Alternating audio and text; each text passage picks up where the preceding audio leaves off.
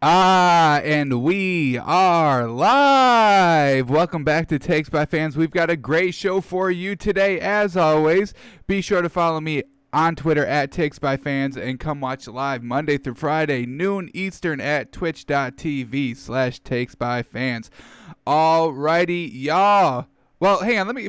There's no real news to get into, so we will dive right into the games from last night, the NBA games, because there was a couple of good ones, y'all. If you didn't watch the NBA last night, you are kind of missing out a little bit. We had Luka, absolutely magnificent at 3 o'clock. He was the second game of the day, and then we had Jazz, Nuggets, Donovan Mitchell, Jamal Murray once again going back at it for the nightcap game, and both of those games were absolutely fantastic. But first I want to, we're a couple days out from football. It's really sneaking up on us because there are no preseason games. It's going to get right into the season, September 10th. So we're about 2.5 weeks, 3 weeks out. So very close to that.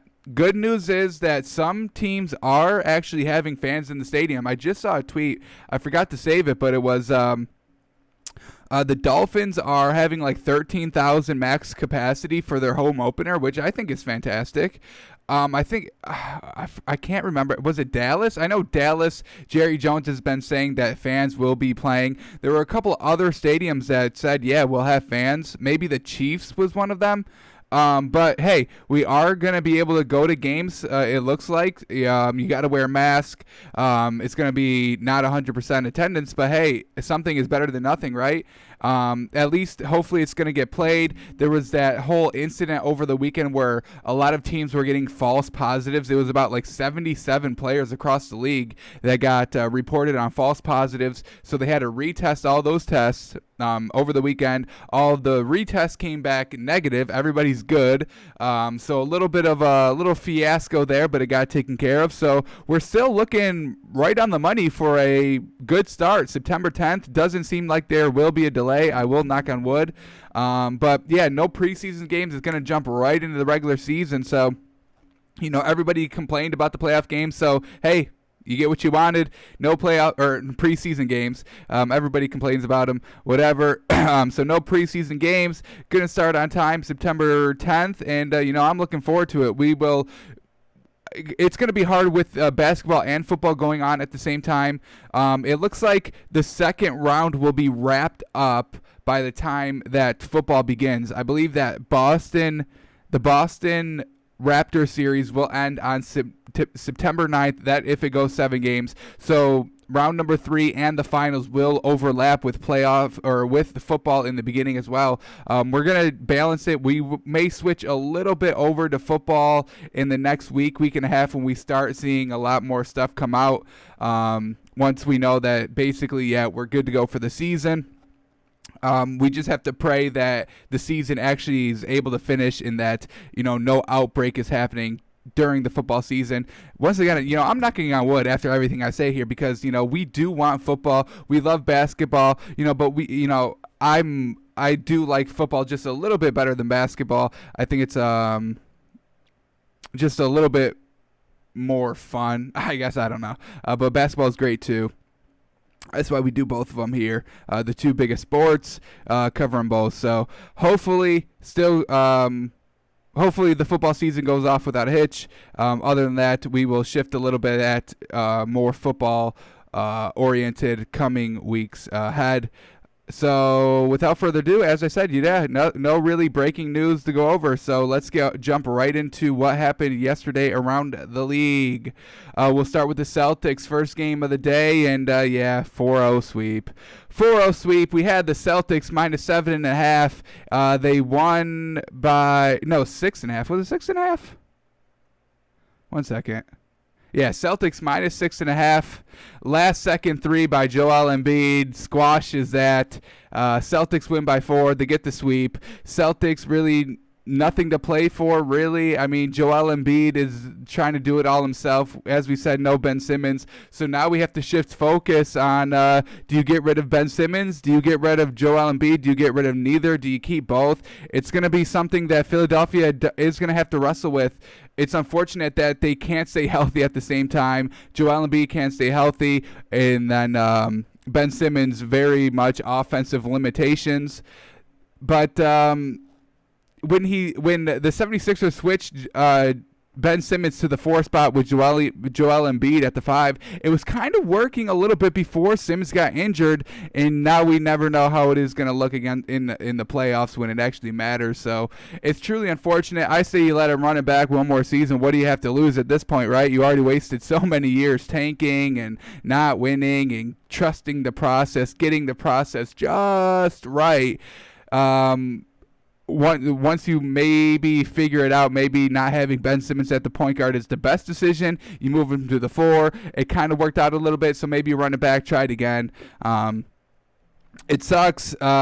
Philadelphia, I mean, I know you are tired of seeing your team lose and not be healthy and miss a lot of games. I think the stat was Joel Embiid and Ben Simmons have missed a combined 340 something games. It's absolutely wild. So yeah, it's going to be interesting what happens in Philadelphia. I say you run it back one more time. Why not? What do you have to lose? You're not going to get a great draft pick this year anyway, so might as well just try it one more time. But well done to the Celtics. We knew that this was going to be a sweep. I think our official prediction was 4-1. No Gordon Hayward for the Celtics. We knew it wasn't going to hurt them against Philadelphia because they've got Jason Tatum and Jaylen Brown and Kemba Walker to really, that's plenty against that very depleted, not very good Philadelphia team. So, but in round number 2, when they have to face the Raptors, that's when Gordon Hayward's absence is going to be a big problem. He's out for about 4 weeks with that ankle injury, and it's not going to be too good against that Raptors team because they match up extremely well. Great coaches on both sides. Nick Nurse, Coach of the Year. Brad Stevens, you can make the argument for, Coach of the Year as well, He should have gotten more votes than he did, but, hey, whatever. Celtics, they're pretty deep. Enes Kanter coming off the bench.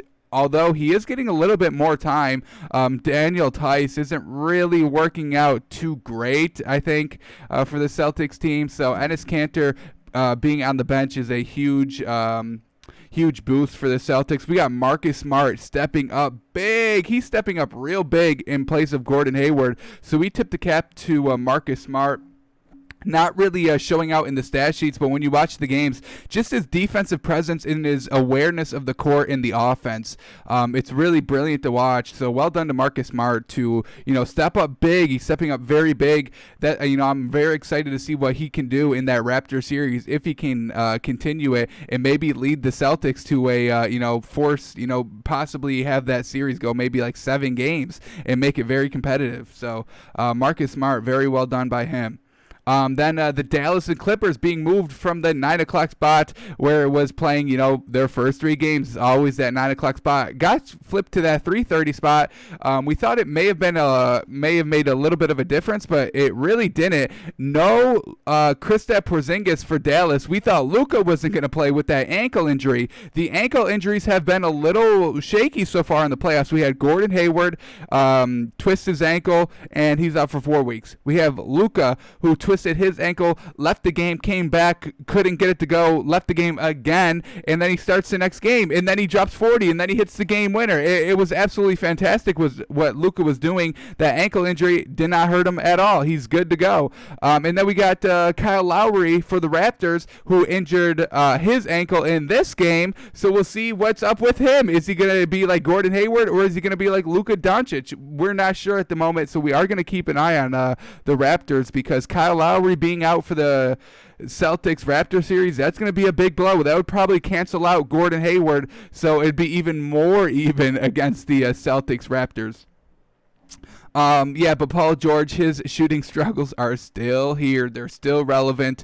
play off Paul George. He can't shoot. He can't shoot in the playoffs, and it's really wild to watch Kawhi having to do it all. Not really all himself. He does have Lou Williams. He balled.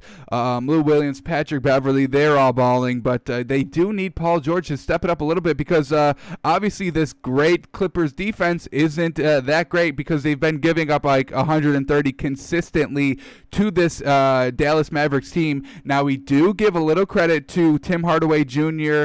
and Trey Burke because they've been very, very consistent here in the series against the Clippers for the Mavericks. Without them, I mean, yeah, Luka's going off for 40 every night. We get it. But to put up 135, other players have to be scoring as well. And Trey Burke, he just shot like 72% last game against the Clippers. We have Tim Hardaway Jr., some big-time threes, putting up about like 26 points. Not the best shooting percentage, but hey, he's still putting up points. He's putting up more points than Paul George. So we give big credit here to Tim Hardaway Jr. and Trey Burke for just being great supporting cast and being consistent against a fantastic, deep Clippers team. So what this Mavericks team is doing, tying the series yesterday at 2-2, it's really something magnificent. We unveiled our power rankings for the NBA yesterday. We didn't have the Mavericks in the front seven, and I tried to rearrange it. I think they may be better than the Bucks and the Jazz. So to be honest, I think we moved the Bucks off the list of the top seven because it's only Giannis. They're gonna lose in the second round to the Heat. I'm pretty much guaranteeing it here on Takes by Fans. But yeah, the Bucks are not good. They're not that great. Chris Middleton is so shoddy. Same thing with Paul George. They're pretty much the same. Chris Middleton is struggling a little bit against who was their first round opponent, the Magic, and yeah, what is that? So I think we move the Mavericks to the 6th seed and drop the Jazz down. So it'd be Jazz at the 7, Mavericks at the 6, Celtics at the 5, Heat at the 4, Raptors at the 3, Clippers at the 2 still, and Lakers at the 1. I mean, this Clippers team is very good offensively. Nobody's doubting that. They're putting up 130 consistently against. These games have been very, very close. Yeah, it's about like 8. It's like fluctuating. When Clippers win, they win by 8. When Dallas wins, it's about very close margin, 2 to 3 points. But this Clippers team is very good. They're putting up the points consistently, night in, night out. Kawhi is getting his night in, night out. Lou Williams off the bench, night in, night out. These are people that we expect from the Clippers, but we also expect Paul George to really start getting it done, and he hasn't. And if you can't get it done against the Mavericks, are you going to be able to get it done against when you have to face not the Jazz? They would have to face Rockets or OKC second round. So if you have to face the Rockets actually, the Clippers, either way, their second-round opponent is going to be easier than what they're facing here in Dallas. You got not-so-great Oklahoma City, who's just all role players. And then you've got live and die by 3, Houston, which the Clippers could potentially keep up with in the three-point column. But yeah, the Mavericks tied the series. It's really impressive what they've been doing. The closest series there is the Dallas Mavericks and Clippers. Who would have thought? We've been saying that, right? We probably would have said that the Jazz Nuggets would be 2-2 4 games in, but it's not. There's no other 2-2 series so far, which is really interesting. We'll see how the final 8 teams deal with their game 4s. But so far, no other team is tied 2-2. We've got a couple of wins already, 4-0 sweeps, Celtics and Raptors, so well done to them. We've got a 3-1 in Jazz. Probably get another 3-1 here in Milwaukee. Probably get another 3-1 here in LA. Probably get a 4-0 sweep with the Heat and Pacers. And the other team that may go 2-2 is the Rockets and Thunder, who the Clippers will, or the Mavericks. Hey, we can't rule out the Mavericks just yet. Will face in the second round. So that second round matchup here is going to be very, very tough for both of these teams since they're both struggling so far in their first round matchup. Raptors Nets, I mean, nothing to talk about. It's a sweep. Kyle Lowry goes out kind of early, and they still drop 150. I mean, the bench for the Raptors, they're deep as well. Serge Ibaka is playing really, really well. Very impressed with him. Norman Powell, fantastic job for him as well. The Nets, I mean, we know they don't have that superstar. Karis LeVert can only carry them so far. I mean, respect for putting up 122 points, but you gave up 150, which is absolutely insane to think of. So the Nets are officially done. We had them at 4-1 as well in this series. We thought they would be able to steal one. They couldn't. Truly unfortunate. But, hey, the Raptors, well done to them. They're going to face the Celtics, and I honestly cannot wait for that series, man. You got Brad Stevens and Nick Nurse, two big brains, two big IQs going at it. Who's going to be able to outcoach the other one? And, how is Gordon Hayward going to affect the Celtics? And is Kyle Lowry going to play? It's just going to be real fun to watch.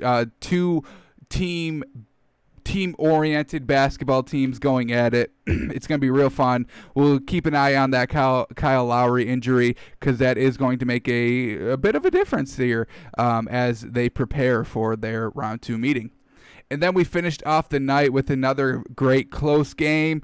Jazz Nuggets, Donovan Mitchell doing what he does. Jamal Murray doing what he did in game 1, which is be clutch. Rudy Gobert, but some great defense down low by him, so well done. We'll get into all these games. Let's go right into the highlights then. Here we go. We'll start with Celtics 76ers. Here we go. Kind of a close game in the beginning, but a 16-2 run in the third quarter really separates the team. So here we go. We got Jason Tatum going to the rack, finishing. Well done.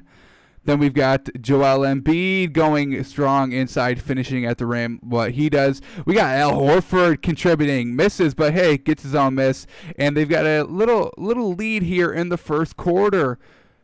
Moving on to the second quarter. Philadelphia up 3, but it's Kemba Walker, baby. Huge 3 there to tie the game. Then he's going to do it again. He'll do it again. Put him up 3 in the second quarter. Well done to Kemba. We love to see Kemba Walker on it in kind of crazily. This is his first playoff series win in his career. So well done to Kemba Walker for putting the nail in the coffin in the series.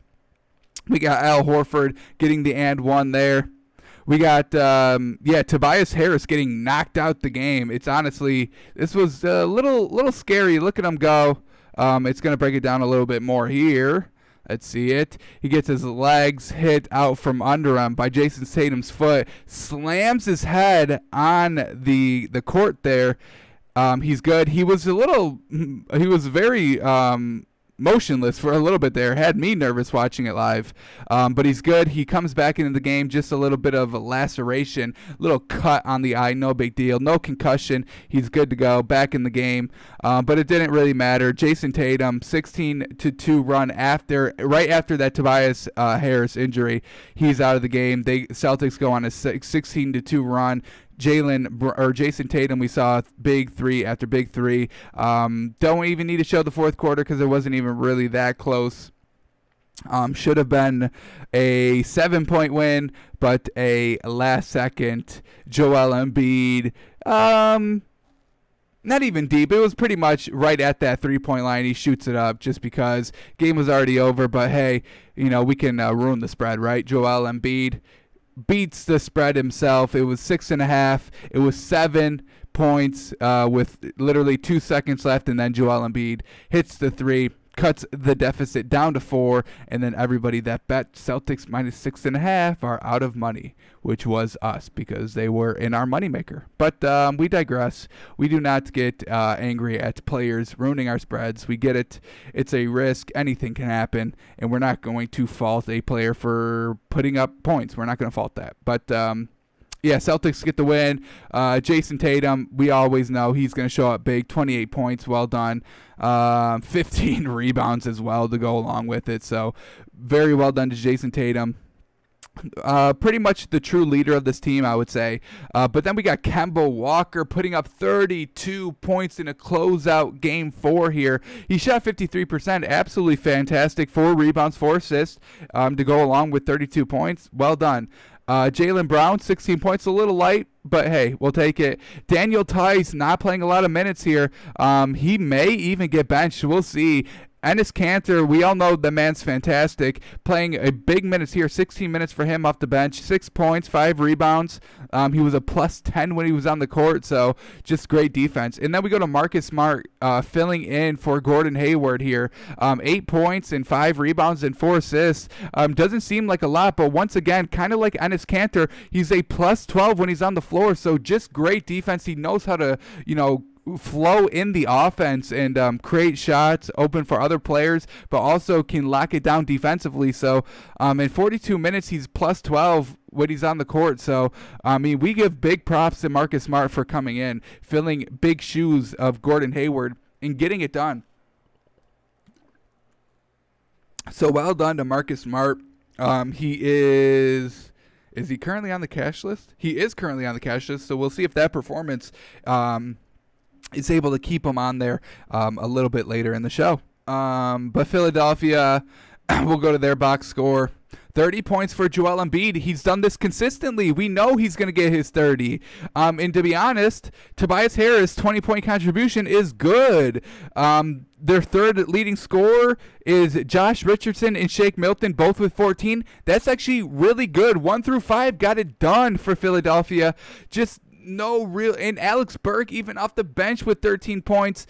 They were scoring well. It was kind of close, 7-point game really in the last minute. They had their chance, but that big run in that third quarter after Tobias Harris goes down was really the difference, and it's truly unfortunate.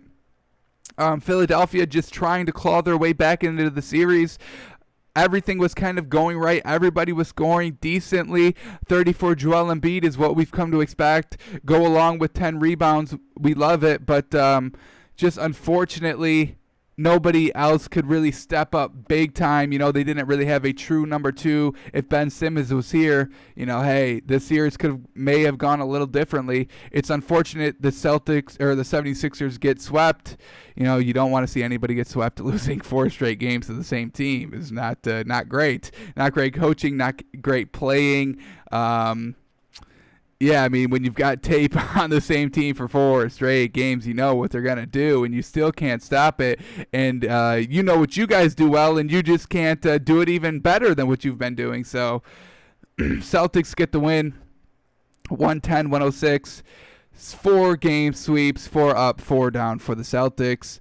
Yeah, it sucks because, we were having 4 games of basketball every day. Now we're going to go from 4 games to 2 games, 4 games to 2 games, and it's going to keep dwindling when teams win. So we're only going to have 2 games now on Tuesday and Thursday because Celtics and Raptors want to sweep out here because the Philadelphia 76ers and the Brooklyn Nets want to be trashed and get swept.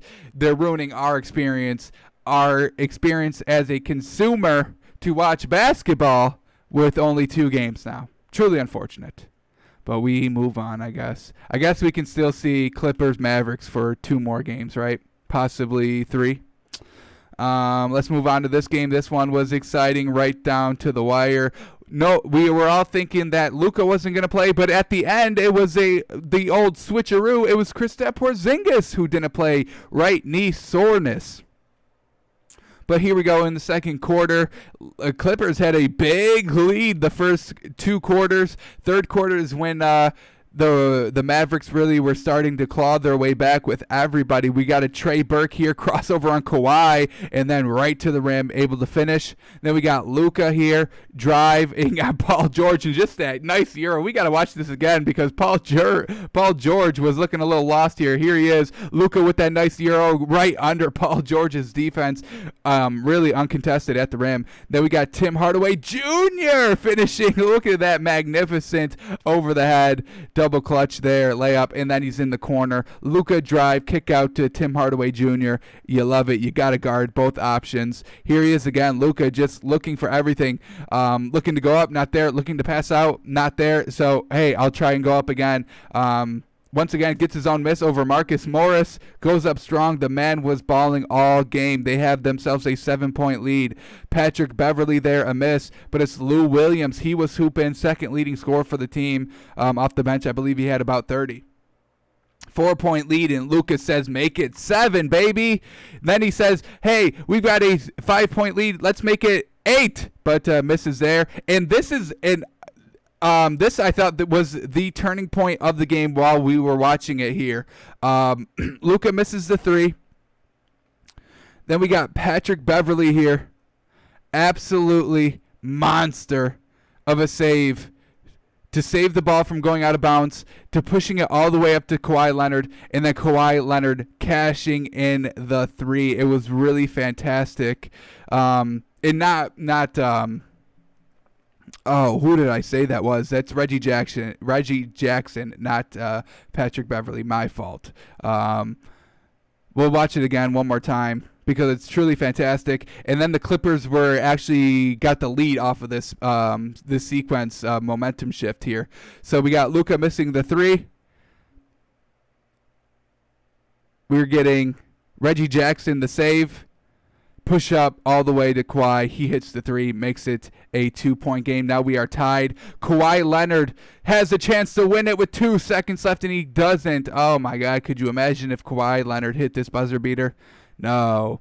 But we have somebody else hitting the buzzer beater in overtime. So here we go. In overtime, tied at 121. Who's going to show out? Well, it's going to be Luka, and it's going to be Lou Williams at the rim, finishes and 1. Down to Mavericks. Luka Doncic goes strong inside. 50 seconds left, tied at 128. Now it's tied at 130. Luka Doncic again. The spin cycle to the rim. Bucket. Count it. 2-point lead. Kawhi Leonard finds Marcus Morris for 3. Oh, boy. 9 seconds left. Clippers take the 1-point lead. We got Marcus Morris hitting clutch shots over Paul George. What is going on? Paul George, really step it up, please. Sincerely, all Clippers fans, everybody in LA, everybody that loves high competition basketball, please get it done, Paul George. Please. Kawhi Leonard is like, what the fuck is going on? What is going on? You're not showing out against the Mavericks in the first round? Come on. If we're running into the Lakers in the Western Conference Finals, what are you going to do at that point, Paul George, huh?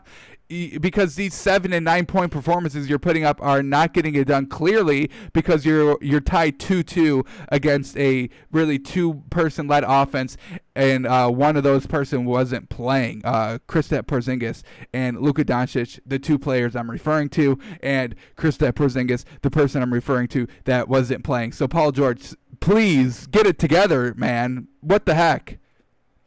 All right, so 1-point game now, 4 seconds left. Luka's going to get the inbound, and he had no doubt in his mind that he was going to hit this 3, man. Look at that. Oh, boy, that is cash if I've ever seen cash before. The confidence. He was like, hey, we're down 1, but I'm going to shoot the 3. I'm not going to drive. I'm just going to hit this 3 over, unfortunately, Reggie Jackson, who did have himself a decent performance down late. We saw that great save that really shifted a ton of momentum for the Clippers to tie the game and then have that last-second shot by Kawhi Leonard. Would have liked to see a little bit better of a shot from Kawhi Leonard on that last one. He had a lot of time, and he settled for the 3, but we can't complain too much because Luka just settled for the 3 when they were down 1. So, I mean, I get it. You don't want to drive. You want to, just get in your groove and hit the 3. I get it for the game winner. But the Mavericks get the win here, 135-133 in overtime. Luka Doncic. Let me tell y'all what he did. 43 points on 58% shooting, 17 rebounds, 13 assists. Absolutely madness what this man has done. Another triple-double here in the playoffs. His first playoff series, bruh. His first playoff series. The moment is not too big. He's going against what people were saying was the best team in the league with the Clippers. They're deep. They're good. They've got Kawhi and Paul George. Paul George is not showing up in the playoffs, though. So they basically just have Kawhi and Lou Williams. But it's honestly, I honestly can't explain it. And then you don't even have Kristaps Porzingis playing and you still win, it's really, I can't believe it. But we do have to give a lot, and I mean a lot of credit to Trey Burke and Tim Hardaway Jr. 25 points for Trey Burke on 71% shooting. Well done, sir. Well done helping out Luka without Kristaps Porzingis. And then Tim Hardaway Jr. also showing up big. 21 points. Didn't shoot great. 44% is not fantastic. It's not horrible. It's good. It's what you expect your third scorer to be, your third option here in this offense without Porzingis. So well done. 1, 2, and 3 all getting it done. Off the bench, Seth Curry, 15 points, and Boban Marjanovic. We saw him a little bit in game number 2 with their win. Getting a little bit more minutes since Kristaps Porzingis is out, but taking full advantage. 10 points. He was a plus 11 when he was on the floor, so great defensive effort from him. And then 7 rebounds to go along with it in 15 minutes. That's not bad at all. We give big props to Boban Marjanovic and Seth Curry. Didn't shoot the 3, but hey, just consistent 66% shooting, 15 points in 30 minutes. It's not horrible. It's not horrible. Plus 5 on the court, so well done to him. That's exactly what you want. You want two bench players in double-digit scoring that are have a positive plus minus, and then you let your playmakers go to work in your starting 5, and that's exactly what happened. Dorian Finney-Smith, we need to see. Luckily you didn't need to step up, and also fortunately for Maxi Kleber, he also didn't need to step up because 7 points and 9 rebounds on 37 minutes isn't that great, man. He's currently on the trash list. We may have to keep him on because the fans want him on, and who am I to go against the fans, right?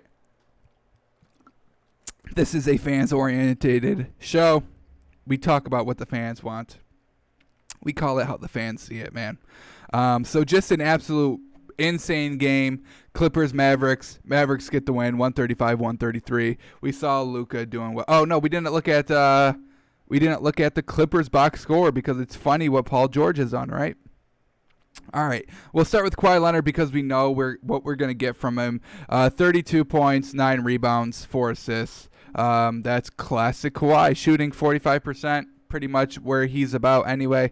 Then we go to Lou Williams, 36 points off the bench on 65% shooting, going along with 4 rebounds and 5 assists. He was a plus 15 when he was on the floor. Just absolute what Lou Williams is doing. He's averaging 20 off the bench in the regular season, which is stupid to think about. Then we got Reggie Jackson also coming off the bench, 14 big points from him, 4 rebounds, but we saw just the hustle and on those plays in the highlights, and it really shows because he's a plus 16 on the floor. So when his hustle, his heart, it goes a long way. So when you're looking at his box score and it may not look fantastic, you have to look at what he's doing live in the games because his heart coming off the bench really just keeps the momentum from when 1 through 5 need to take a little bit of a break. But then we go to Paul George, man. 9 points on 21%. These are Lonzo Ball numbers. You're putting up Lonzo Ball numbers. You understand that, Paul George, don't you? 9 points, 8 rebounds, 3 assists, 21% shooting. That's Lonzo Ball. That's Lonzo Ball. So Paul George is playing like Lonzo Ball on a Clippers team that needs Paul George to act like Paul George, Zubac, all right, well done, 15 points, not a lot of rebounds, got to get those numbers up. Marcus Morris, a huge 3 we saw to put them up 1 in overtime. Just great by him. But Montrezl Harrell not doing great as well. He only played 17 minutes, non-factor in those 17 minutes. Landry Shamet, who's kind of been stepping up a little bit, not too great here. Paul George, they need you, dude. They need you. Literally, Kawhi Leonard is doing what he's doing every night, night in, night out. And Lou Williams is doing what he's doing night in, night out. They are missing Patrick Beverley. They do need him back as soon as he's good to go. Not really sure what the deal is up with him. But Paul George, in his absence, hey, why don't you take it upon yourself and win your team the game. How about that? Because in a close game, only scoring 9 points is not going to get it done, especially when you're the second option and you're getting outscored by 1, 2, 3, 4 other players on the team that isn't Kawhi Leonard. So please, Paul George, get it together. Jesus Christ. All right, let's move on to a blowout. We really don't even need to go over this game. It's Raptors, it's Nets, it's Game 4, it's a sweep, it's the Raptors, it's Nick Nurse getting his Coach of the Year award, which is 1,000% deserved. You're losing Kawhi, a top 5 player in the league, your best player on your team, and your win percentage actually increased by .03. If it wasn't a shortened season, we could compare that winning percentage a little bit more closely, but to just be the number 2 seed in the East, to sweep the first round of the playoffs, to have this team of real no superstars, a bunch of role players that you've put together and have them playing like they're the Clippers or the Lakers. It's honestly fantastic to watch. There we saw Serge Ibaka. He actually had a fantastic game here in Game 4. We saw Kyle Lowry go out with that ankle injury in the highlights. It's going to be interesting to see if he's going to be good to go for series number 2 against the Celtics. Fred VanVleet there from 3. Serge Ibaka down low. They have 113 points through 3 quarters, folks. They have 113 points through 3 quarters. So we don't even need to look at the fourth quarter. Highlights are over. They win. They put up 150. Jesus Christ. 150 points. I mean, look at this. 39. 38, 39, 34 through 4 quarters. It's absolutely bonkers what that Raptors team was able to accomplish offensively. Again, I understand it's against the Nets, but geez, 150 points is 150 points. That's all I can say. That's all I can say about it. Starters not playing a lot of minutes. Kyle Lowry, Fred VanVleet, and Marc Gasol all playing 20, 18, and 9 minutes. Kyle Lowry, his minutes were low because of the injury. Everybody else's minutes were a little low because of a blowout.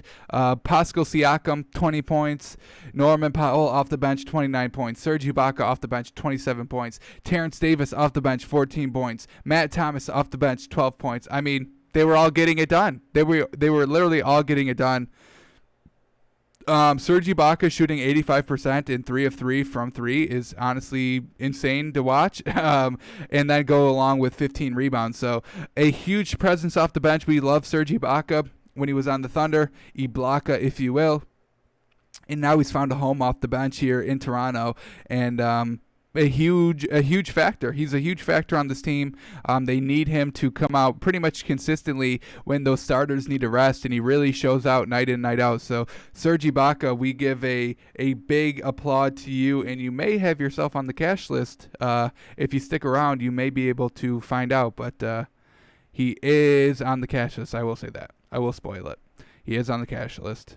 Very impressed with what he's been doing. So that brings us to the last game of the night, and it was a good one. Hey, another good one. Moving up this Denver Jazz. You know, they were kind of about, you know, the 3 o'clock game. They moved them up to prime time, baby, and they did not disappoint. Jamal Murray, Donovan Mitchell going at it again. Remember in Game 1 when Donovan Mitchell dropped 57 and Jamal Murray, he only dropped 28, but he was clutch. He was hitting big 3 after big 3 in that fourth quarter to force overtime, and then the Nuggets get the win in overtime, and they get the 10-point win, and that's when a lot of people were still not respecting the Jazz like we were here. We've been calling the Jazz that they were very good, that they were not a 6 seed like they've been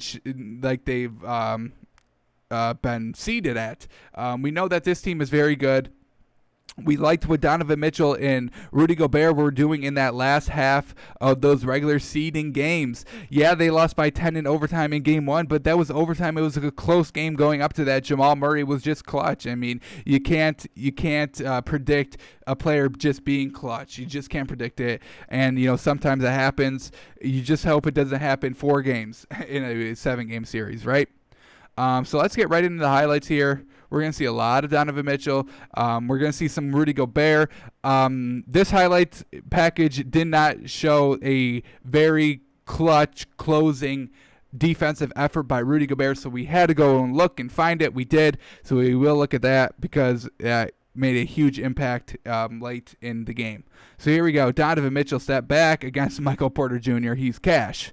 They've got a good size lead here, but Jamal Murray running the break in transition takes it all the way and finishes. They both had 50, y'all. They both had 50.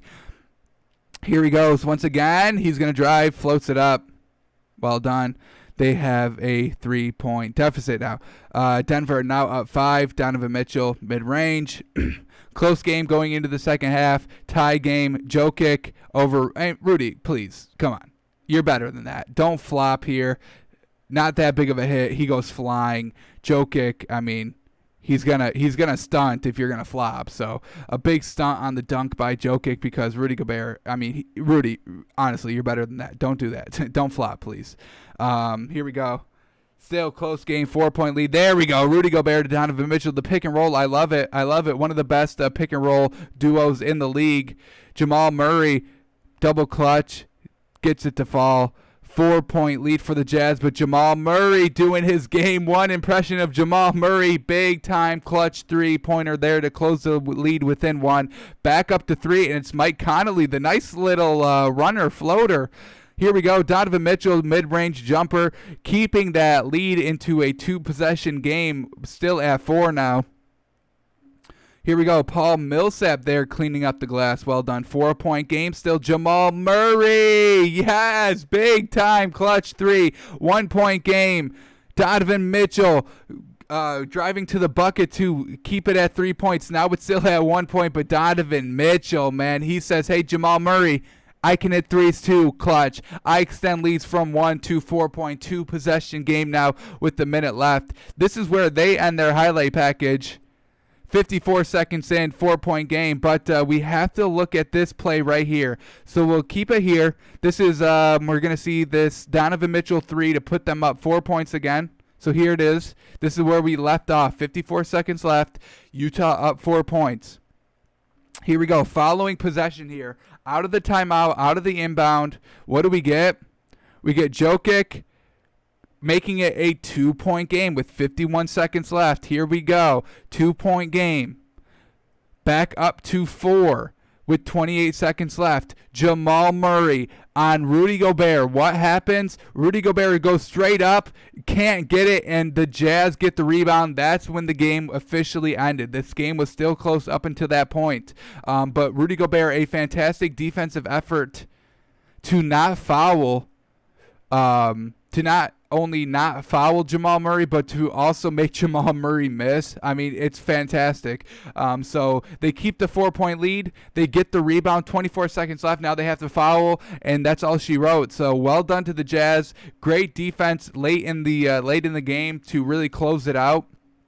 Donovan Mitchell, some big-time buckets from taking a 1-possession lead, turning it into a 2-possession lead, and then, you just can never recover from that. You're going bucket for bucket, and that doesn't help when it's a 2-possession deficit for Denver. But we have to give huge credits to Jamal Murray, 50 points on 58% shooting, 11 rebounds clutch. The man was clutch late in the fourth. Just unfortunately, Donovan Mitchell was clutcher. And that's exactly what happened in game one. Donovan Mitchell was clutch, but unfortunately for the Jazz, Jamal Murray was clutcher. And we've got the little bit of a flip reversal here in game number 4. Jamal Murray and Donovan Mitchell both going at it. Just unfortunately for Denver, Donovan Mitchell was more clutch. Michael Porter Jr. not getting in the starting lineups, not good, and he did not perform very well off the bench. Only 9 points in 23 minutes, a little light of what he's been showing us, losing his starting role, unfortunately, to Paul Millsap, who kind of balled out, 16 points and 7 rebounds. Not bad. He made some key buckets late in the game, so we give him the credit. I'm not sure if he was a better overall factor than Michael Porter Jr. was. But hey, I'm not the coach. I don't get to decide that. Jokic back to his ways, 29 points, 7 rebounds. Just overall, well done by Denver. I mean, this was a close game. It really could have went either way, like game one went. But we have to give the credit to Donovan Mitchell, who outscore Jamal Murray by 1 point. He puts up 51.7 rebounds to go along with it. Mike Conley still not taking that step back, 26 points. Rudy Gobert, a solid 17 points and 11 rebounds. That's what you want from your number 3. Joe Ingles, oh my God, he did nothing. I hate to see it because I like this Jazz team, but you hate to see this man putting up no points. Took only 4 shots in the game. 3 of them were threes. Couldn't make any of them. Truly unfortunate, but he was still a +8 when he was on the floor, so riddle me that. Good defense or just everybody? He was pretty much on the floor at the same time Donovan Mitchell was on the floor, right? All right, Joe Ingles, not great. You can't be in the starting lineup and put up a goose egg, man. That's a trash list material. So we'll see if he's on there at the end of the show. But oh boy, we cannot speak highly enough of Jordan Clarkson. He's already on the cash list from his game 3 performance. Here he is in game number 4, putting 24 points off the bench. I love it, on 70% shooting. Absolutely magnificent. Jordan Clarkson is a huge reason why this Jazz team is very good, because he can take over the game when Donovan Mitchell needs rest, and the man does exactly that. He is consistent, instant offense off the bench, putting up 24 points. He's been scoring about 20 points a game here off the bench for the Jazz, which is actually what they need. Stepping up big when Mike Conley wasn't here for those first 2 games, I believe. Yeah, the first 2 games. Yeah, I mean, we honestly cannot speak highly enough of Jordan Clarkson. Just his good defense, his scoring ability, his knowledge of the offense to be able to run it himself when Donovan Mitchell and Mike Conley are not on the floor. So we love what Jordan Clarkson's doing. He's already on the cash list. He will stay on the cash list. I will say that. Jazz take a 3-1 series lead here now, and that's kind of what we've been big on the Jazz kind of at the restart of this bubble. It took a couple of games for Donovan Mitchell to get reacclimated to basketball, but this is classic Donovan Mitchell that we saw in, 2018 before the injury. The man can ball, and he's been proving it again. He's been silencing all of the doubters, and Donovan Mitchell, just an absolute tear here in the playoffs, continuing over. He's not a he wasn't like a TJ Warren, flashy in the regular seeding games, but then kind of dropping off big time in the playoffs. Same thing with kind of like Michael Porter Jr., what he's been doing. Not really any great performances so far in these playoffs. Need to see him step up a little bit. We just saw him lose his starting role to Paul Millsap, which isn't great for the man, but he is a rookie, so we can give him a little bit of slack there. But Denver does need to step it up a little bit. Now down 3-1. It's not looking too great for them. We'll see how Jamal Murray is going to be able to overcome this 50-point loss that he just put up, which is truly unfortunate. But yeah, that's all the games from last night. Let's go to our cash trash list, right? Now that we've seen everybody perform, we can start filling out and eliminating some of these players. So we'll start with Donovan Mitchell. He played last night. I mean, we just went over it. Absolutely magnificent performance, 51 points. I mean, yes, he can stay on the list, no doubt. Fred VanVleet. I mean, they didn't really need him in this game at all. We saw them put up 150 points. Their bench just put up insane amounts of points. Fred VanVleet, though, only played 18 minutes, 9 points. I've been kind of wrestling with myself if we should keep him on the list. They didn't need him in the game. He didn't perform well because he didn't play a lot of minutes, but they also didn't need him in the game. So we are going to keep him on the list just because of the circumstances. It was game 4, closeout game against the Nets, and they played so well in the beginning of the game that they didn't even need him in the game for the rest of it, like last second half. So we are going to keep Fred VanVleet on the cash list because he hasn't shown us that he hasn't been cash. He just didn't play a lot of minutes because they didn't need him. So we will keep Fred VanVleet on the cash list.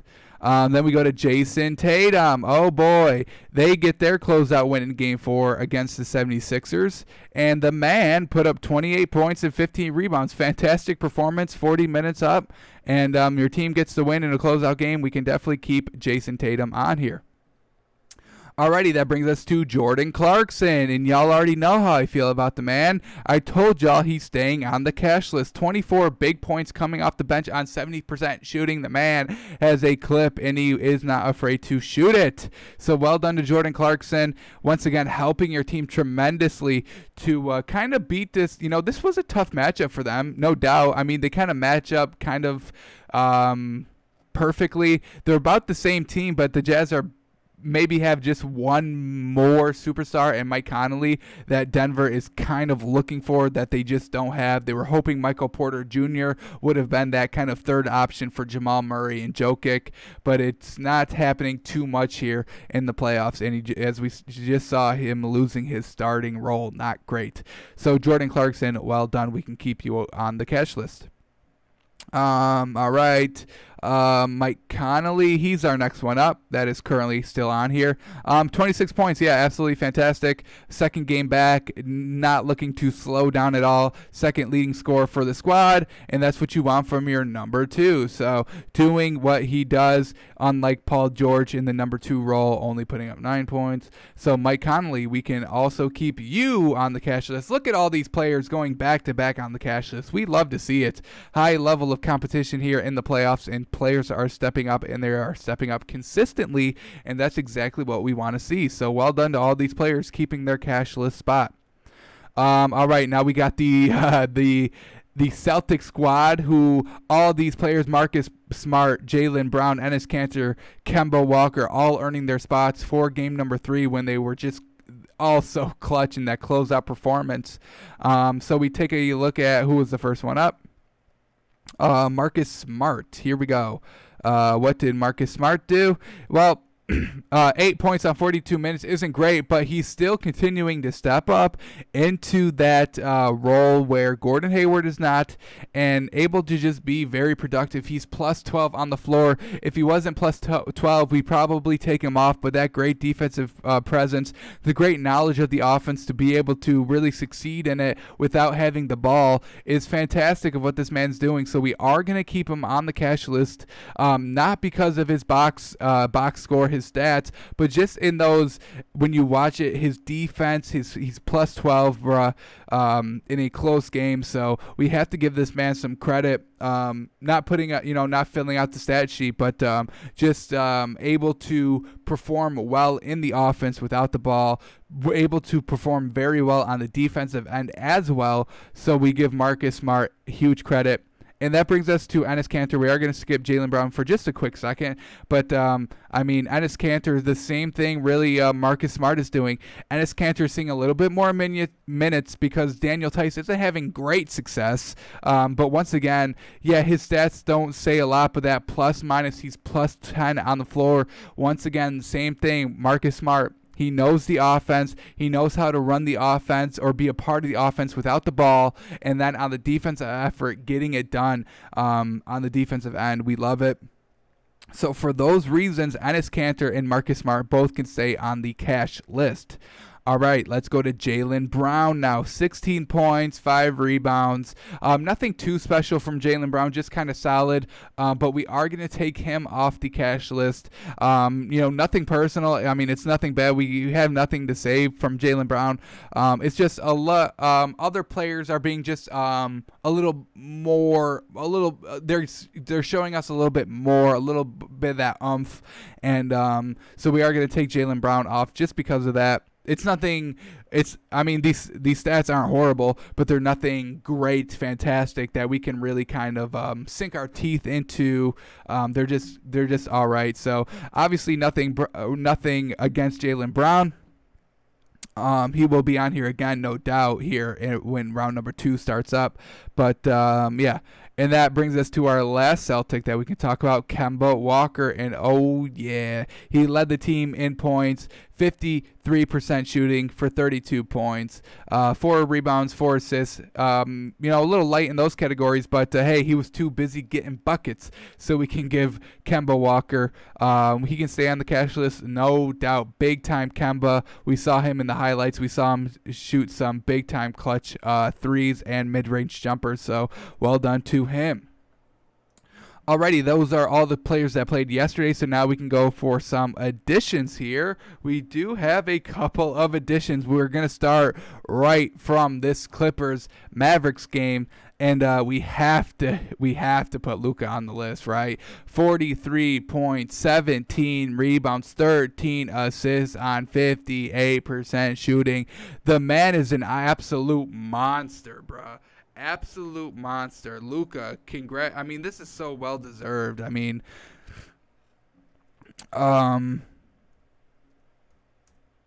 you were on here before. You should have been on here despite that loss if you didn't go down. Truly unfortunate. But hey, you're back up. We all knew you would be back on this list really in no time.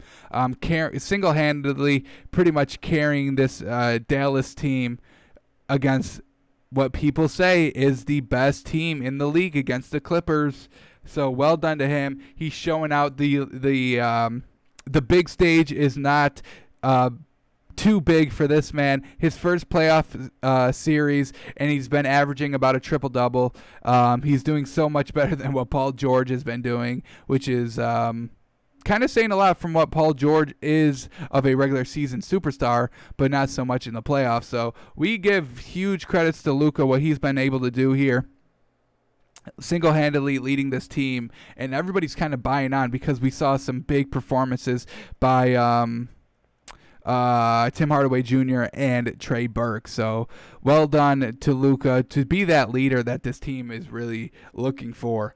In that, we'll keep it here with the Dallas for our cash list. We have to give a little bit of credit to Trey Burke for putting up 25 points, being that second leading scorer that Luka needs, and also shooting 71%. It's really wild. I was a little fighting over back and forth, who deserves the cash list spot, Trey Burke or Tim Hardaway Jr. or both. Do both deserve it? But I do like that Trey Burke's shooting percentage is wildly off the charts at 71%, scoring 25 points, 5 rebounds. Not too great with the assists, but he doesn't need to be because Luka, that's what Luka is doing.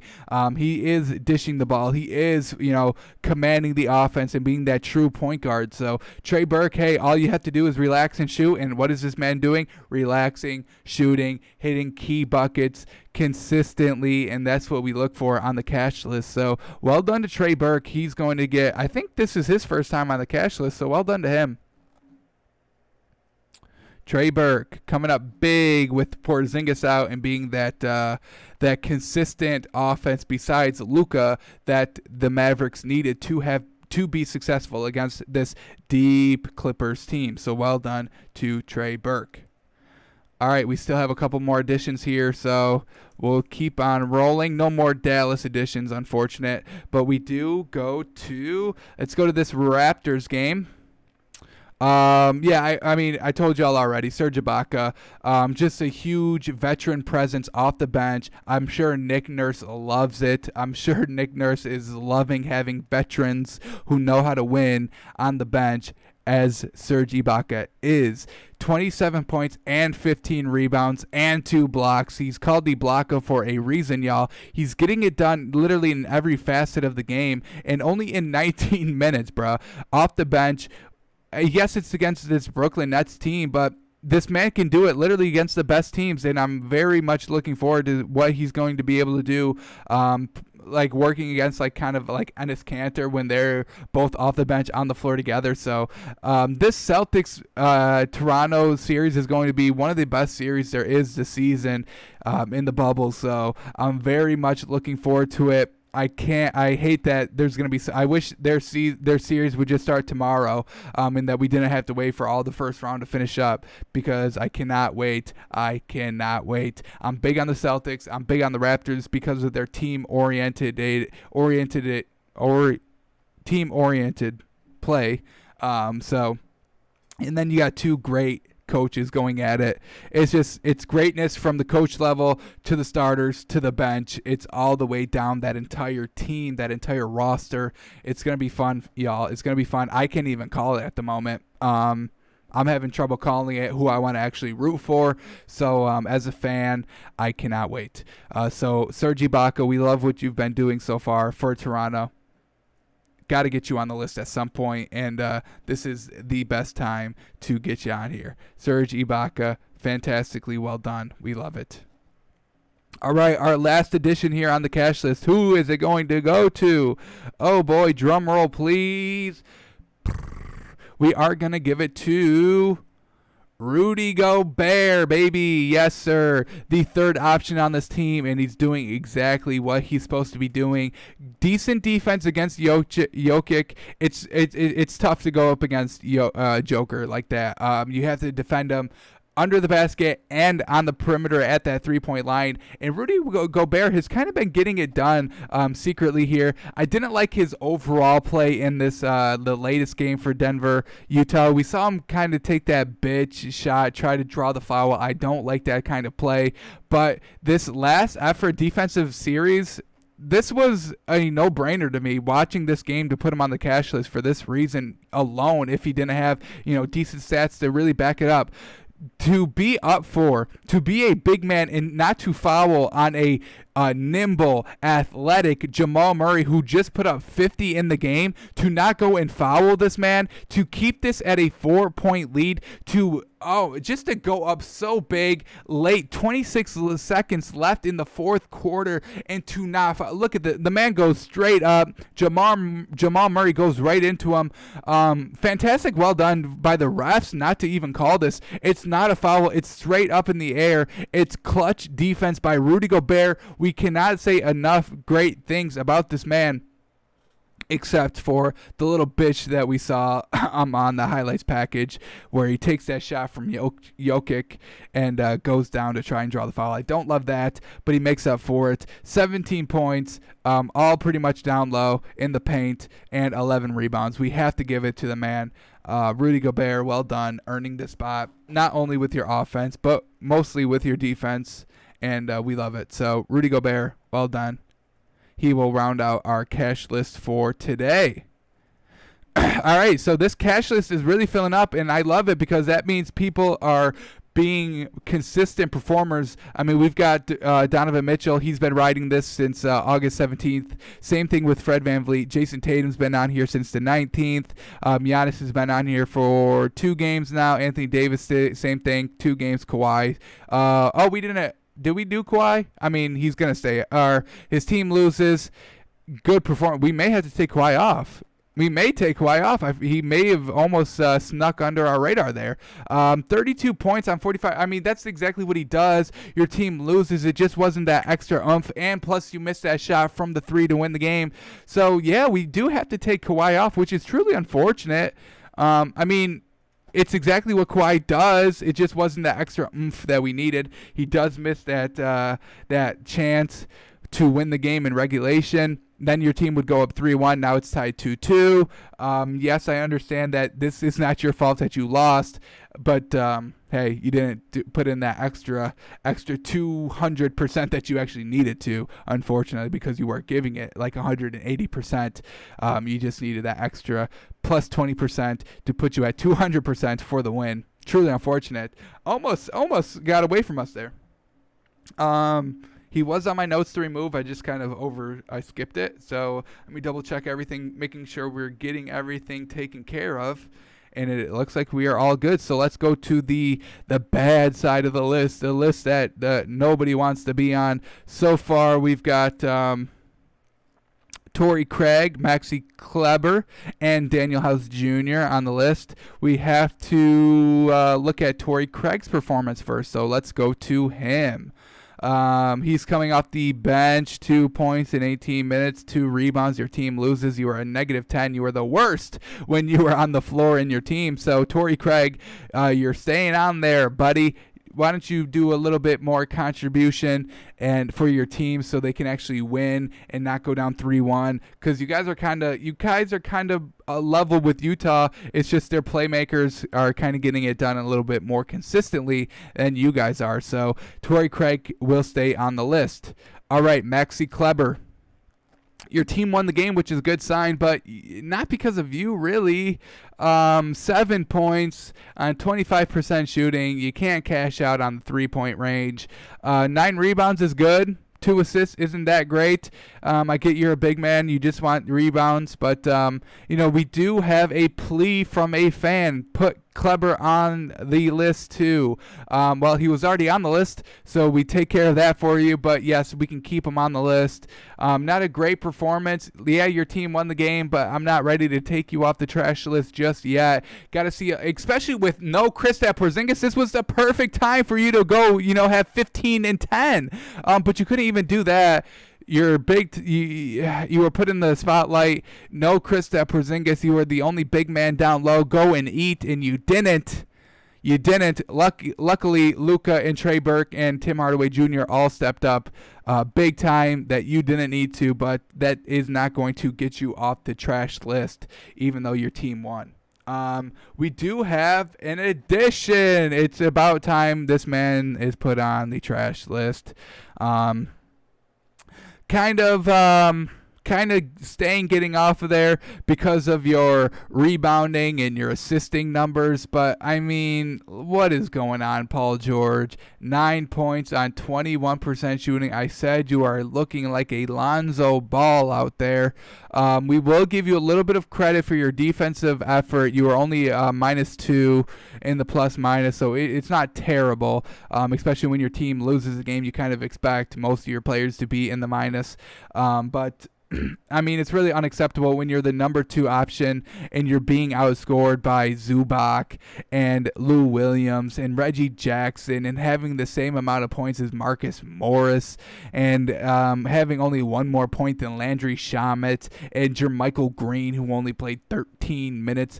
We cannot forgive this, Paul George. This is 4 games in a row where you've not shown out, and this is the playoffs. This is when you need to. This is when Kawhi needs you. Kawhi is a 2-time Finals MVP, 2-time NBA champion on 2 different teams. The man knows what it takes to win games, to win playoff series, to win championships. Paul George, your 9 points for being the number 2 on a team will never win an NBA championship. Please get it together. Please, we want to see great competition. This is a fantastic Clippers team. We want to see Clippers-Lakers. I kind of want to see Clippers-Lakers Western Conference Finals, and that's not going to happen if you are only putting up 9 points in a game, especially when this game goes into overtime, especially when this game was only a 2-point game, especially when everybody else is putting up 133 points combined. Can you please get your head in the game? Can you please just take some responsibility and say, yeah, I'm not shooting well. I will fix it because I'm a fantastic NBA player. I'm a superstar. I'm an all-star. I'm the number 2 option. This is Kawhi's team as much as it is my team. Take control, please. Take over the game. Win the game. The series is tied 2-2. It's now a best of 3. Go and win it. Paul George, you go on the trash list, and it's actually well-deserved, so don't play with me. Paul George, I mistakenly put him at Paul Trash.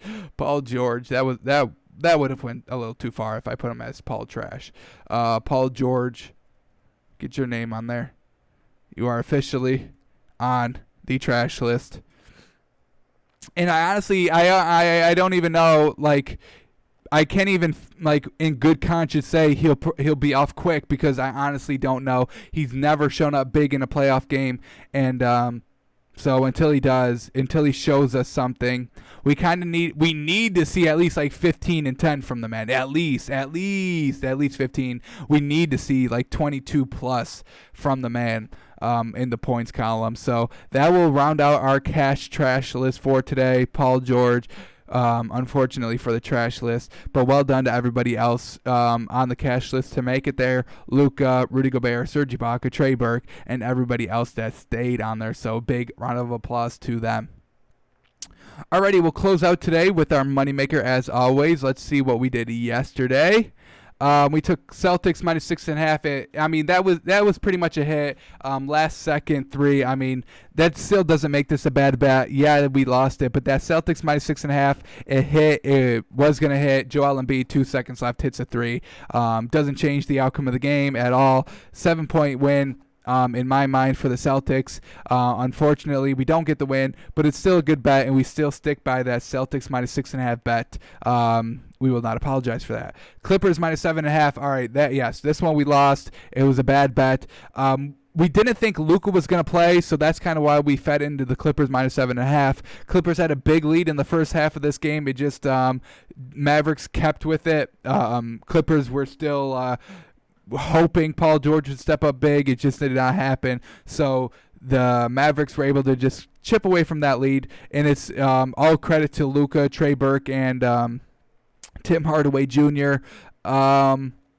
Going into Game 4, I mean, we may have to, and no Kristaps Porzingis, so the fact that Clippers -7.5 didn't win and didn't cover the spread is kind of wild. So heading into Game 5 now, hopefully that spread is still up to 7. We may switch back to Dallas. We were riding Dallas, and then we switched over to the Clippers. We mistimed our jump a little bit, but we may end up going back. We'll have to think about it. See, Luka's good to go. That ankle injury is not bothering him at all. We just saw him drop a 40-point triple-double. So yeah, we were a little off, a little early on the jump off of the Mavericks +7.5. So we will reevaluate in game number 5 and see where we go from there. And then we had the Jazz -3. I mean, it was a 2-point game at the end. So once again, this is still a solid bet, even though we lose it. We picked the right winner. We picked the Jazz. We knew that they were still probably going to win this game.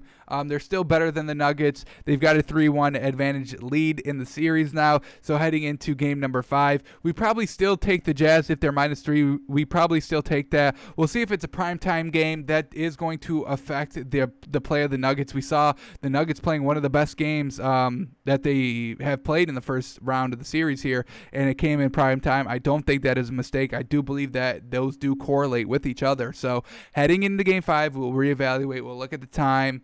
If it's +3, if it's still plus or -3, we probably still take Jazz -3. We still think this Jazz team is still, this much better than the Nuggets, and that's all it's going to take. So well done to the Jazz. We still stick by that -3 bet, even though the score was Jazz -2. We still stick by the -3 bet.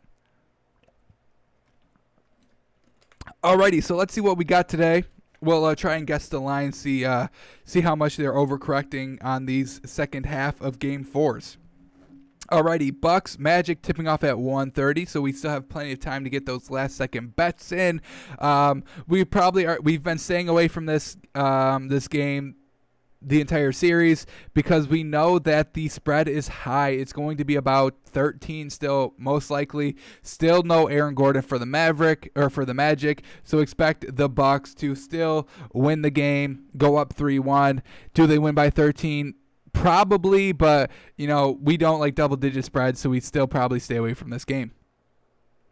Alrighty, Rockets Thunder. Rockets started at -5 or -0.5.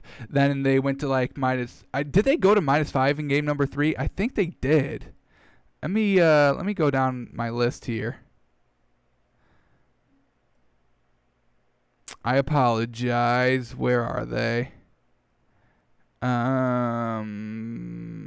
Heat Nuggets. I know we've bet on them. All right, so here we go. Celtics, Jazz, Mavs. That would be the next day. Rocket, yeah. So they went from -0.5, and then they went to. Did they go to -2, or did they jump to -5? I keep thinking they jumped to no. They just jumped to -2. All right, so.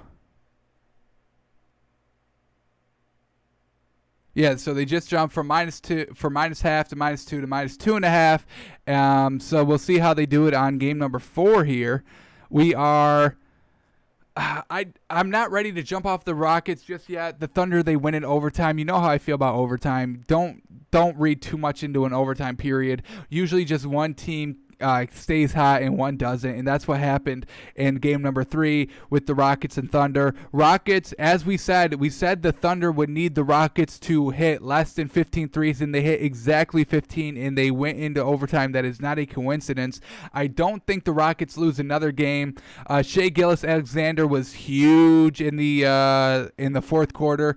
Probably don't expect that. So if the Rockets are still hovering around that -2 area, we probably still take them. I'm not ready to jump off this Rockets team just yet. I don't think this series is going to resemble the Clippers Mavericks. I think it's going to kind of resemble the the Pacer or not the Jazz Nuggets in the fact that this Rockets team is better than the Thunder. The Jazz are better than the Nuggets. Yes, Nuggets were able to win one overtime game. Yes, they were clutch down the stretch in one in game number 3. The Thunder were clutch down the stretch in game number 3. The Nuggets were clutch down the stretch in game number 1, both forcing overtime, both carrying that momentum into the overtime period and winning. But I feel like I'm not ready to give up on James Harden. I'm not ready to totally buy into this Thunder team. I think they're fantastic, don't get me wrong, but I think they may be a little overrated at that 4 seed mark. I do think the Rockets are just a little bit better. Yes, I mean the problem with the Thunder is that they need their starting 5 to put up points. Everybody 1 through 5 needs to put up at least 15 points if they want to have a chance to win the game. And so far they've been doing that. I just don't know how long it's going to last. So I would feel better putting my money on the Rockets so far in game number 4. If the Thunder prove me wrong, I have no problem switching over them in game number 5. If they tie the series up at 2 apiece, then I know they are the real deal. But I'm not ready to buy off of James Harden quite yet. So we probably take the Rockets. I still expect the spread to be about Rockets -2. I don't think anything changed dramatically that the spread would rise or fall in game number 3. So we probably still stick with Houston. Alrighty, Pacers Heat. Yeah, I mean, I wasn't expecting a sweep coming into the series. I thought the Pacers would. I thought T.J. Warren would kind of do his thing, but yeah, this one's kind of hovering about Heat. Heat minus. They're about -3, hovering up to -4 and 5 now. Pacers, I mean, they were just a fluke, I guess, in the seeding games. TJ Warren has not done anything close to what he's been doing in those first 8 games in the bubble. It's a fluke. This Heat team is just so good. Their shooters are so good. They're deep. They're consistent. Everybody can hit threes. Jay Crowder, Jimmy Butler, Tyler Hero, Duncan Robinson, Goran Dragic. Y'all know the names. They all can hit. The fact that Jay Crowder, the big man, can go and just hit threes as well as everybody else on this team. We're hoping this spread isn't rising too high. Heat -5 is kind of where we're getting a little iffy now. We'll see about the over. Over hit once out of 3 times. Just hit last game. We bet it. We've been betting it. It's probably going to jump up to probably about 217, about 220, and we're waiting for that TJ Warren game to break. That's why we're so hesitant on the Heat -5. We've been thinking. I don't think it's ever going to come now. That TJ Warren big game. So with the overs now, we are going to be a little bit more skeptical because we don't think that. That TJ Warren's going to go off, so that's really what the Pacers need for them to score a lot of points. They need TJ Warren to really carry the load. We don't expect that to happen, so we are going to try and steer away from this from the over in this game. And hopefully Heat is probably around. Hopefully Heat is in a perfect world, Heat are -3 and we take that. But they are probably going to be up around that 5-point mark, and we are gonna have to make a decision if we like the -5 or the over 217 better. We'll get those official numbers in just a second. Alrighty, Blazers, Lakers. Are the Blazers done? Heading into game number 4 now, I think it may be time to jump off of Portland, unfortunately. We love the big spreads that they've been offering us with the +7, but 2 times now the spread has not covered. Everybody had a good game for Blazers in game number 3, and it was just still not enough to compete with this Anthony Davis, LeBron-led Lakers team. So we have to start giving a little bit more respect to the King, LeBron, and Anthony Davis. I think it's over for the Blazers. A great story. I would have loved to see Carmelo Anthony maybe even upset the King. Maybe. I mean, I do want to see LeBron get another title, so maybe not this year. I mean, yeah, what Damian Lillard has been doing, it looks like it's going cold just a little bit. They needed him to drop 40 a night, and so far it's not looking like it's going to happen. We're still waiting for those role players for the Lakers, Kuzma, Caldwell Pope, to really step up for this Lakers team. So Anthony Davis and LeBron don't have to do just Superman things every night in, night out. But yeah, we probably don't take Portland plus 7.5. That's where it's at. I think it's time to jump off the Blazers bandwagon, unfortunately. So let's get right into the lines then that we've talked it all out. Let's see, Bucks, Magic, yep, still at 13.5. We are going to stay away from this game. It's just the spread's too much. If I had to bet it, I'd take the Bucks minus 13. Magic, I mean, everything went right in that game one. That's why they won it. But they haven't been able to recreate that magic, no pun intended, that they showed in game one. So we are going to stay away from this game. All right, Rockets, Thunder. Yes, Rockets still minus 2.5. That's what we thought. We are going to bet this. We're not jumping off James Harden just yet. We're not buying 100% into the Thunder team just yet. Let's see what they do in Game 4. Correct it if we need to heading into Game 5. But we do feel that this Rockets team is a little bit of a safer bet because the Rockets can just hit threes like at any point that can really just drown out everything the Thunder's doing, drain all momentum from the Thunder, drain all hope from that young team, that young starting five. So when the threes start falling, man, the Thunder, they're going to have a lot to put up with. They need a lot of resiliency if that lead gets out of hand quickly. If those threes start falling in the first quarter, the Thunder are going to need a rally. Chris Paul is going to have to get everybody settled down. Hey, we're good. We're in this. Let's just keep balling. Just keep pushing it. They're not going to be hot forever. If the threes come late, it's just going to be too little too late for the Thunder. So if it's fourth quarter, Rockets, they barrage the three, and that's when they start falling. It's going to suck for the Thunder, but if it happens early on, the Thunder may be able to weather the storm. But we are going to bet that those threes are going to come at one point or another, and we are going to bet that James Harden is just going to continue what he's been doing, a healthy, rested James Harden. So Rockets minus 2.5, I think, is the better play here. Alrighty, Pacers Heat. It's now up to minus 6.5. Jeez. And the over's at 217. Alrighty. The Heat are good. We all know this. The Heat can score. We all know this. But the Pacers, how are they going to play? That is the only question mark. If the Pacers are going to play well, that means that we want to take the over 217. If the Pacers are not going to play well, that means we want to take the Heat minus 6. How do you think this game's going to play out? TJ Warren has not had a big game yet. He's played against the Heat 4 times, once in the regular seeding games, 3 times in round 1 of the playoffs. He has not shown up. Do we think it's coming? At the start of the series, I thought maybe he'd have 2 good breakout games, but so far he's been showing me nothing good. Victor Oladipo hasn't been, really his full self here as he's returning to the Pacers starting lineup.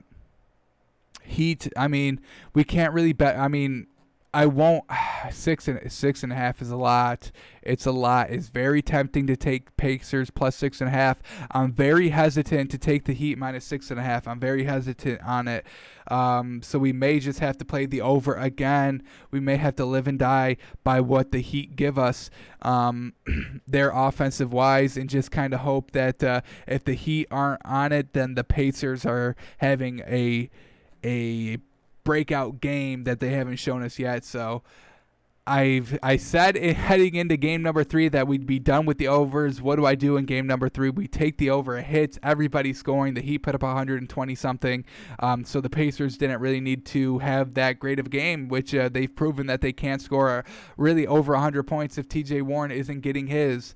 So we are going to just we have to hope. We're holding out hope that TJ Warren has a phenomenal 30-plus point game on 65% shooting, but we know the Heat can still score. They have no signs of slowing down from game number 2 to game number 3, so we are going to kind of say that they are going to still score from game number 3 to game number 4. Over 217, I think, is the better play than the Heat minus 6.5. And I don't want to take the Pacers plus 6.5 because I like the Heat too much. Sue me. All right, let's go to the last game. Lakers, Blazers, 7-point spread. I want to take the Blazers +7 so bad, but I think I owe the King. I've been disrespectful to them heading into the series. So we'll do the Lakers -7. I think it's over for the Blazers. I think it's time. Unlike that Rockets team, I think it's time to jump off the Blazers. They showed me that even when they have a great game in game number 3, that the Blazers really balled out in game number 3. Everybody was hitting. Damian Lillard, C.J. McCollum, Carmelo Anthony, all putting up 20-plus points.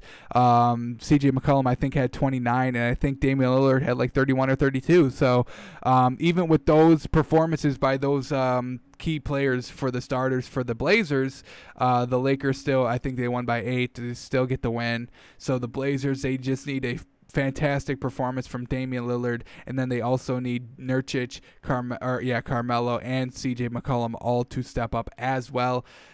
I don't think it's going to happen. I'd rather bet on the King. Let's take Lakers -7. So this will be our official moneymaker for today. Rockets -2.5, Pacers, Heat over 217.5, and the Lakers -7. Alrighty, that is it for today. That is it for today. Thanks for coming out and watching. We will see you tomorrow. Hopefully that moneymaker hits you right in the wallet. And we will see you tomorrow.